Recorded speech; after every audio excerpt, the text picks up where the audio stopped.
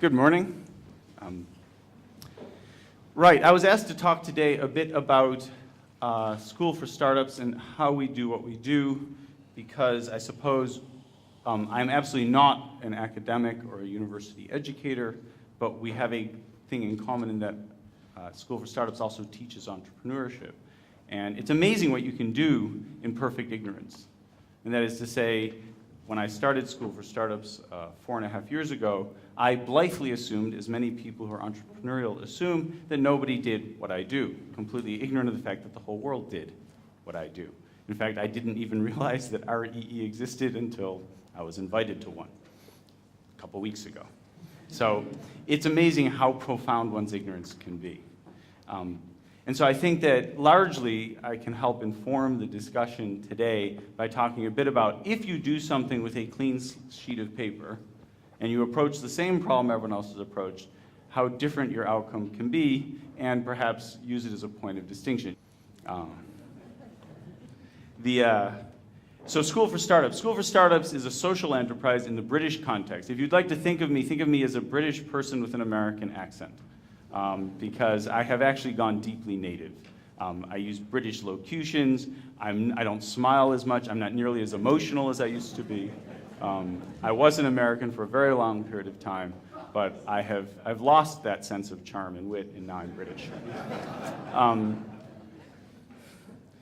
So 4.5 years ago, I started the School for Startups as a social enterprise, and that's actually an important, I suppose, differentiating point in that in Britain, in the UK, social enterprises have become a well-accepted legal structure, and an understood one, but outside the UK, because in the UK, in fairness to it, is leading social entrepreneurship. There's more of it, the legal structures are more advanced, the funding mechanisms are more advanced, you've got quite sophisticated opportunities for patient capital and subrogated capital to move into, not purely single bottom line oriented institutions. There's a lot going on there.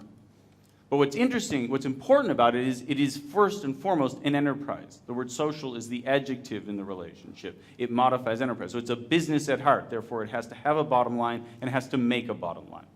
It is not charitable, it's not academic, it's not a public institution. Therefore, we have to earn our bread. This drives certain behaviors, as we all know, since we all teach entrepreneurship. And so we started out broke, and we've remained, and I say quite proudly, resolutely broke ever since. How is that an accomplishment? Because we're not in debt. We're not negative.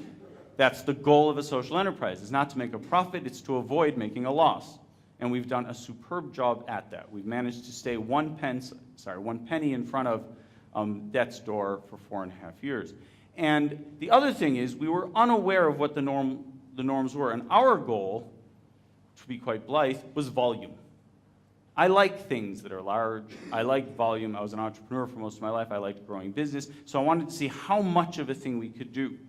And so in the beginning, our goal was simply how many people we could teach. Not the quality of the teaching, not the outcomes, nothing of perhaps of substance, but how many people could be taught. And we approached it with a one-day boot camp approach initially. And over the last 4.5 years, School for Startups is now taught, as of our latest numbers, about 18,500 people around the world. And this year we're going to hopefully double up and get up to about 36,000 using short-form teaching, 1-day and 2-day and 3-day boot camps.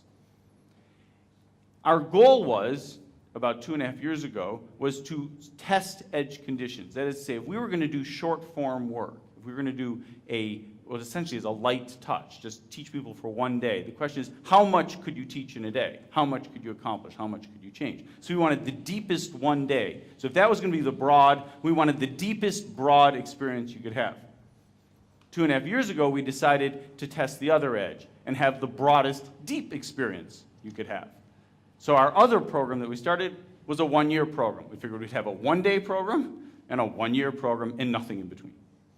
And for the 1-year program, instead of trying to teach 1 or 10 or 20 young people how to get a business going, I shouldn't say young people, I mean young entrepreneurs. We're actually quite age agnostic. But instead of taking 1 or 10 or 20 and running through an incubator, we wanted to see if we could run a lot. And so we set up a program, and the first program actually managed to find funding in Eastern Europe, in Romania. And so we started School for Startups Romania, and we started with 250 entrepreneurs for 1 year to start 250 businesses across Bucharest and Cluj. And now we're in the second year of that, and then we started our flagship program in London called the School for Creative Startups, and I'll touch on that in a moment. And we started 62 companies last year, and we're going to start another 100 this year. But then we thought, well, perhaps we could do this, though, in scale. And so this year we started our big program, which is in Nigeria, and we're working with, well, a lot of folks, but it's 1,250 startups across 6 regions in Nigeria, and we're distributing $50 million in startup capital across the country, or we're not, depending upon corruption. But in theory, we're distributing 50. I can proudly say I'm the only person in the world who's ever received an email from Nigeria saying there's money waiting in a bank account for you. And it was true. Yeah. In fact, it may be that my contribution to global society is that I am making more effective the best scammers on the planet. No. Better ad copy, dude. You can't say it's a prince. They won't believe you. Yeah.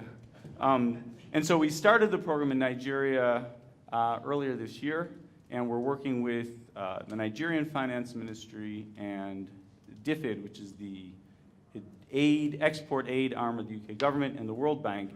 And the program kicked off under the name You Win Nigeria. 25,000 people applied for the program. 1,250 were selected. We've just finished the first round of teaching in June, of which I did about half. Paul, where are you? John, where are you? John Mullins. I tried to persuade him to come, but no, he's too busy. That was my putative other teacher, because currently I teach about 80% of the course. But I found some other sucker, another deeply academic person to come with me. And so we've taught all 1,250, got them out of the boot camps into the training. We've got 38 mentors on the ground full-time who are monitoring and working with them. In theory, to teach them, also to deal with some minor corruption issues that exist in Nigeria, and to then hopefully get to the next set of boot camps. Half the businesses have started. I can say safely I am now more knowledgeable about cassava processing in snail farms than anyone in the room. Unless there's somebody else who knows about the growth of snail farms in Nigeria, I am totally au fait with this now. It is interesting to me. It's interesting to me that you can do deep work broadly, and that you can do broad work deeply. That is to say, I think it is valuable to ask the questions, how many people can you touch? Now, admittedly, I am being somewhat disingenuous in the sense that we do measure outcomes a lot. I do care about how many businesses start, how many prevail, how many succeed. But what I'm less care about, and what I disagree, I guess, with the count earlier of the balance between technology and business, is I don't give a shit about technology. I truly don't. Because entrepreneurship, first of all, technology is not a sector. We must stop thinking that. Technology underpins any business in the 21st century. And therefore, the differentiating factor of the most effective trout farm in Romania is sensors. It's a sensor business. It's a business that uses very low cost, easily available sensors, and their differentiation is the software they've created to monitor the sensors to keep the trout alive at a further distance than what used to be kept from the supermarkets where trout is sold fresh, so that they therefore have a lower cost economic base and a more robust supply chain that permits them to deliver more fresh trout. It's not about trout farming. That's a 21st century business. It's as high tech as anything you'll find anywhere in the world, but it's a trout farm. And cassava processing is just on the southern border of Lagos is driven largely by microfactories. Just as they applied small factory technology to steel production about 15 years ago and changed the nature of steel production from large factories to small, and therefore microplants permitted greater variability and higher quality of steel on a more variable production basis, so too you can do the same with more basic foodstuffs like cassava. Because cassava is both something you eat and something you use to create starch to wash clothing with. And therefore, if you can have variable production runs against shifting spot prices, you can end up with a better economic return. Guess what it is? It's a tech model. It's cassava processing. Technology touches everything. Thus, if we think about ourselves as helping start tech firms, you're talking about the tool, you're not talking about the business. Where this came to light to me was in the UK context. In the UK, right now, there's a great deal of effort going to becoming a fake Silicon Valley. Who wants to be a fake anything? Who wants to be second tier to anybody? I don't envy Stanford. Stanford's lovely, but they're out in California. I live in London, a much more interesting place. I live in the center of the world, not out on the last time zone before the ocean. Have you ever tried to do business in California? Everyone else is already asleep or they've gotten to tomorrow already. It sucks. I worked in LA for 20 years. Everybody had already done business for the day by the time I woke up. That's not the center of the world. That's the edge of the world. The center of the world's over here. And London is a really interesting city. And so what I've militated the UK government in favor of is stop being second best and back your advantage. The UK, London in particular, is a conflation of things that the US, by comparison, has inadvertently segregated. We have in LA, I was an LA entrepreneur, I was never a Silicon Valley entrepreneur. I was always involved in things like special effects and graphics in film and TV. And so much of the enterprise, many of the businesses I started, largely had two groups of people. People who were devoutedly creative and people who were deeply technical and viewed themselves as being in different worlds and who had communication challenges with each other. Though in spirit, if you were a Martian from a distance and looked at them, you'd think they were the same people. They were autistic, they looked at your shoes when they were being social, they couldn't communicate, and they thought they were better than everyone. See? That's creatives or technologists. They're the same, actually. They just didn't talk to each other. And so, from my point of view, they were all very similar. But what is interesting is in LA, we had a huge hub of creativity, mostly centered around film and TV. In New York, we have a huge hubs of media-driven creativity. And in Silicon Valley and the Bay Area, largely, we have the whole tech industry. In London, they conflate. You have fashion design, radio, TV, and you have what I would call light tech, i.e. web stuff. But they're all adjoining. They all rub each other. Their shoulders are hitting each other. And thus you end up with interesting startups that wouldn't happen in the US. There's a woman by the name of Natalie Massenet. If you're an educator, if you're a woman who makes enough money, you'll know who she is. She runs a company called Netaport, which is a company that sells high-quality women's fashion to women over the web. And it's doing awfully well. It's a really interesting company from my point of view because it characterizes a London type of startup. You could not have started Net-a-Porter in the Valley because nobody in the Valley knows anything about women's clothing, and there's not a VC she could pitch to that believed you could sell high-fashion women's clothing over the web. They didn't even know high fashion. They thought handbags cost something, that the cost of a handbag related to its cost of manufacture, when we all know that a handbag is far more important than that. That a handbag is a sign of identity. A handbag is, I know way too much about handbags now. It's almost as though I have a secret vice, but having now backed 3 handbag companies this past year, I know handbags, as no other man can. And I'm starting to learn about high heels. I'm moving abroad. But it's very interesting, because in talking to Natalie, what you'll find is because she tried to get some venture money from the States, mostly from what I would consider traditional technology-driven venture capitalists. And of course, they didn't get it. They thought about it as an e-commerce business. She said, e-commerce is how we're going to do it, but that's not what we're about. And if you look at the reason, I mean, they're doing what? They're trading $600 million this year. This is a big step up in a few years. That's a proper win. I'm sorry, that's in pounds, so in dollars it's more. But it's a proper business, and she's gone very quickly.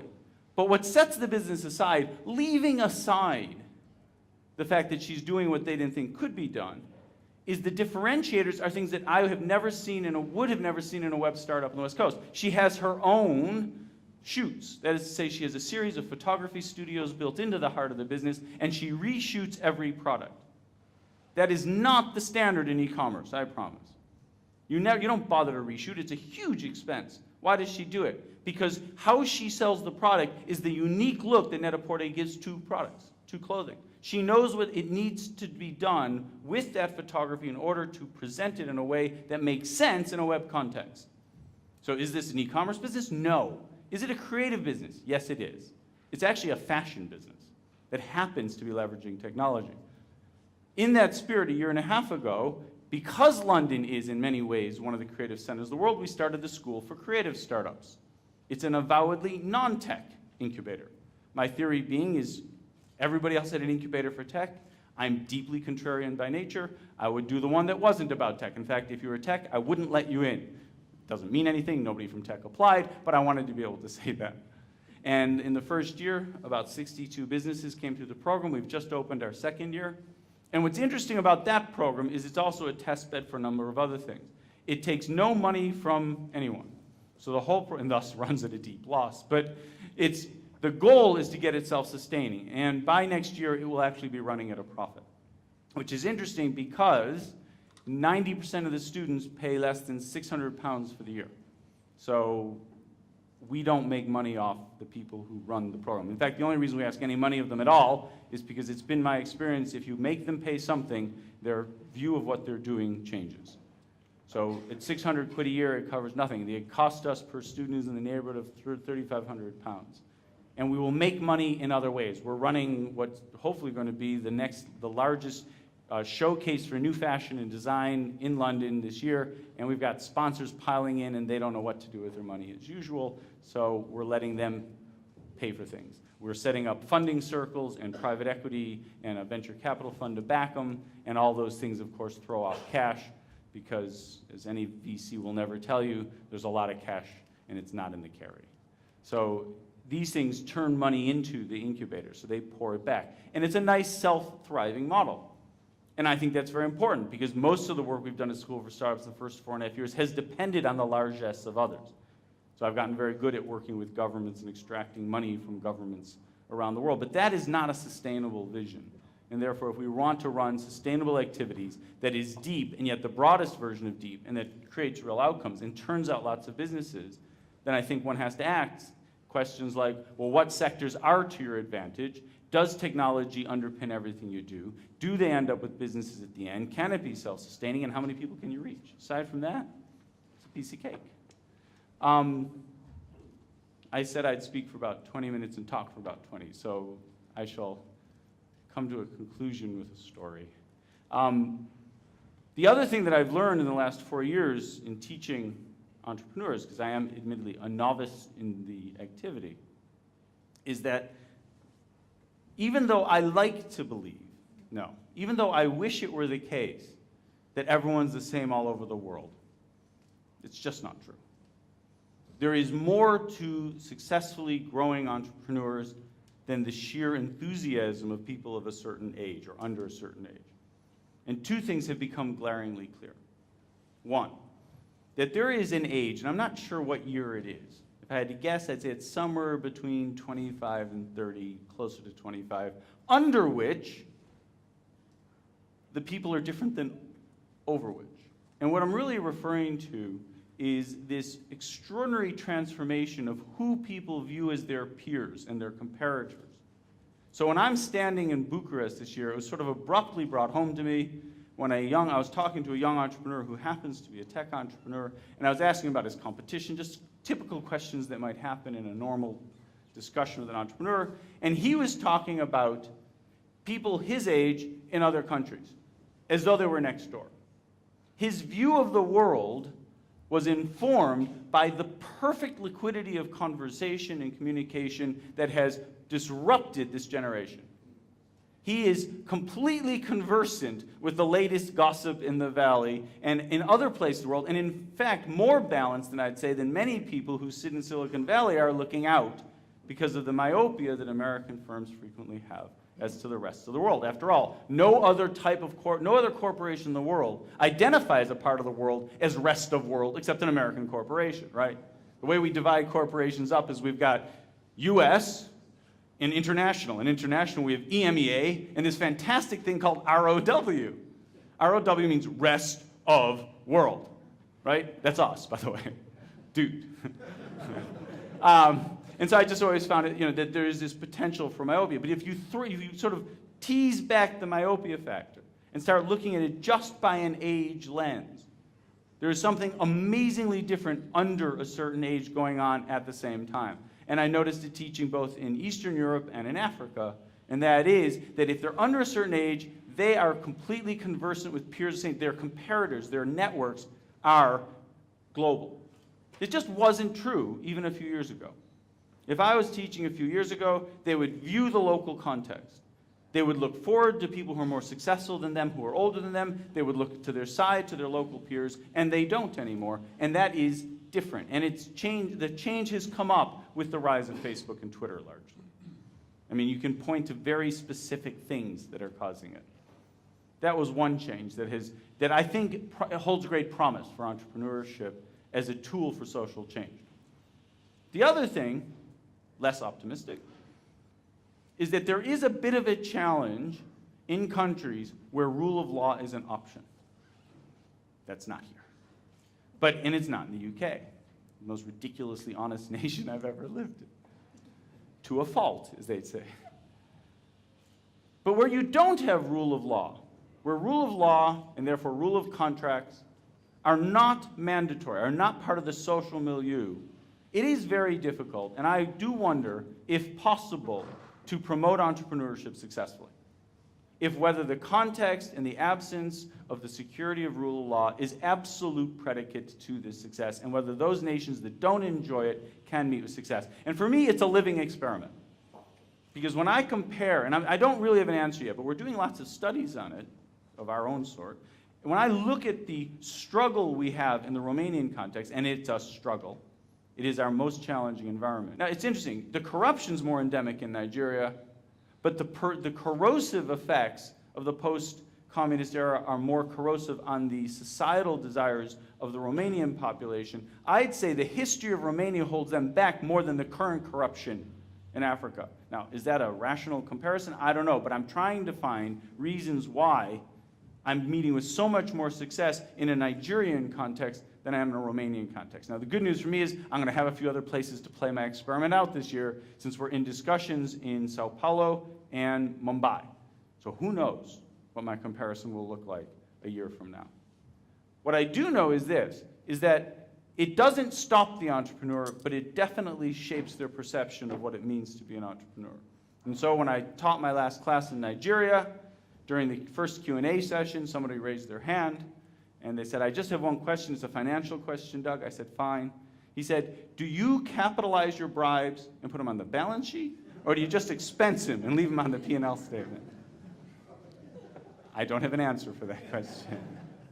You know, it's a good question, you know, because if you think about it, I said, well, it really depends, I suppose, on whether they stay bought, doesn't it? Because if you bribe somebody to stay bought, well, that's an asset. So you should capitalize it and depreciate it. But if you just have to pay and pay and pay, that's just an expense. Problem is, I was telling a joke. He took me so seriously. He's writing notes down. It's like, what depreciation schedule? I don't know. What's the half-life of a judge, you know? Yeah. I then had to unwind the whole conversation. I said, no, I was joking. You're not supposed to bribe people. And he goes, well, then you don't know how to do business. I said, clearly not. Right, that's definitely the place to leave a conversation on entrepreneurship. I did agree I'd open it to some questions. Thank you very much for indulging me.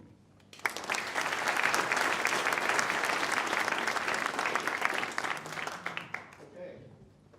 Actually, we have a special oh, we do. What's your name here. again? So, yeah, Timo, come here. So Timo's a really cool entrepreneur. Describe what you got. Right, so this is a microphone. We developed this actually during the summer of startups. And we're a very early startup called the Catchbox. And it's a throwable microphone. And the idea here is that when we have larger audiences like this. Timo, does it really need explanation? Let me guess. May I borrow for a second? Who's got a question? Oh, please? I cannot catch it. You can't catch it? That's quite all right. There's a young man right in front of you. Yeah, I'm looking at you too. Stand up. Timo, throw it to him. Yeah, you. Don't look behind you. Either one of you. He can catch it. Okay. There you go. Thank you very much for taking that. A picture is worth 1,000 words. Oh, never worry about the demo. Talk into the box. This is lovely. It is cool, isn't it? I want to buy one.